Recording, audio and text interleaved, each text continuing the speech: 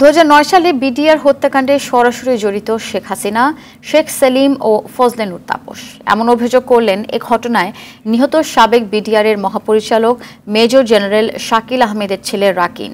রাজধানীর রাওয়া কনভেনশন সেন্টারে বিডিআর হত্যাকাণ্ডের সঠিক তদন্ত ও বিচার দাবিতে নিহত সেনা পরিবারের সদস্যদের সংবাদ সম্মেলনে একথা বলেন তিনি। রাকিন বলেন, সাবেক প্রধানমন্ত্রী প্রতিবেশী একটি দেশের সাথে ষড়যন্ত্র করে বিডিআর হত্যাকাণ্ড ঘটিয়েছেন। এ সময় নিহত সেনা কর্মকর্তার সন্তানরা অভিযোগ করেন, বিডিআর বিদ্রোহ হয়নি, সেনা কর্মকর্তাদের মেরে ফেলা হয়েছে। এত বছর তাদের কথা বলতে দেয়া হয়নি, বিডিআরের মামলার সঠিক তদন্ত হয়নি।